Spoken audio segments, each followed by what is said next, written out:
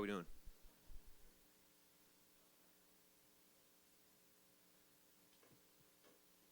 I think prior to Game 3, you talked about kind of the hits that Denver's doing on Dort to get him away from Jamal. Is there a way to counter that heading into Game 4?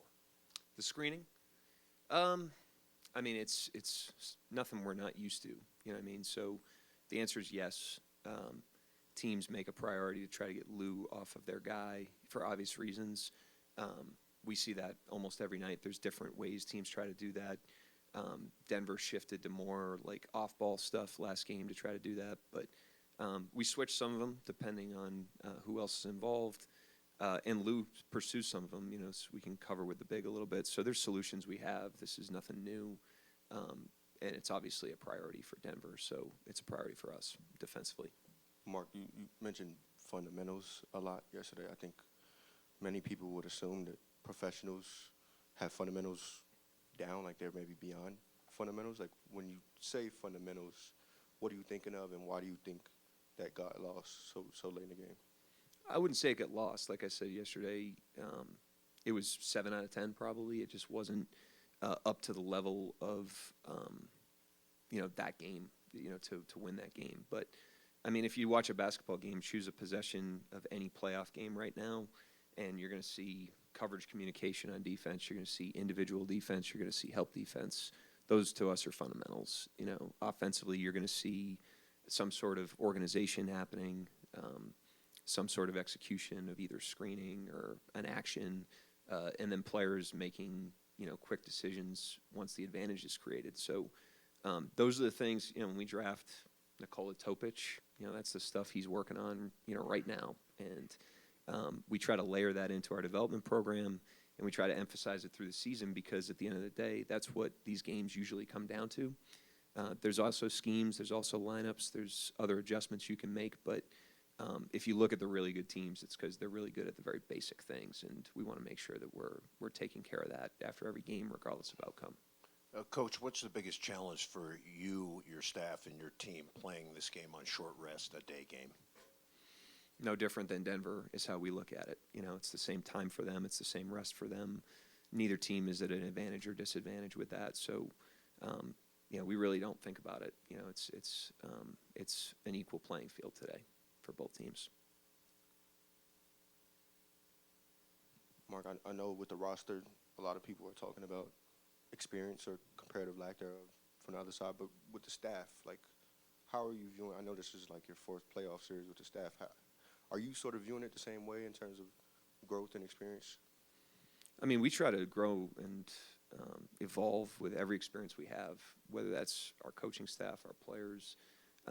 But in terms of Denver's experience, I mean, this is a great opportunity for us. We're going against a team that has a lot of pride. They have a lot of continuity. They're a tough out. They're really competitive. And if you want to be really good, you have to conquer these types of challenges. And so we have a team that is ambitious and understands that.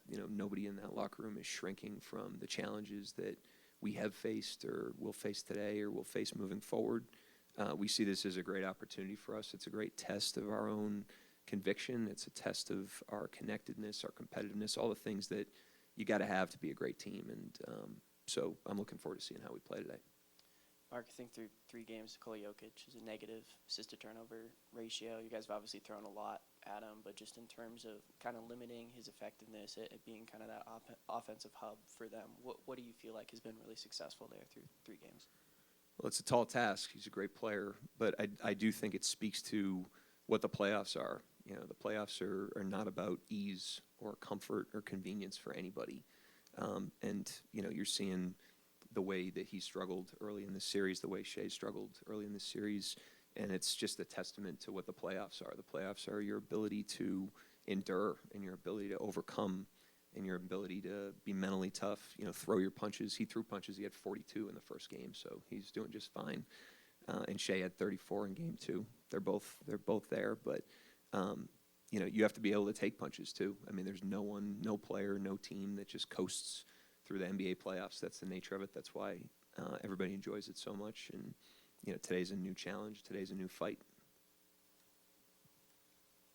Coach Adelman related to what he saw from Jokic and Murray when they were younger, pursuing that championship. And he's talked about how sort of the experience thing in the postseason is sort of overrated in a sense. And he sees lots of similarities in what he sees from Shea and Jalen Williams. What does that mean coming from someone who's obviously been there, championship run and all that? Like hearing something like that, how valuable is that? I mean, the experience narrative is something that we don't have any control over. At the end of the day, we are where we are. We've played the games we've played. We haven't played the games we haven't played. And it's more about, how you go out there and you compete in every challenge that's right in front of you. So it's really not something we think about, talk about. We just talk about, doing the best we can to play our best game in the game that's right in front of us. So all of our focus is on playing our best game in Game 4, going into this game and throwing our best punch, and then we'll learn from it and we'll prepare for Game 5. Anybody else? All right, thank you.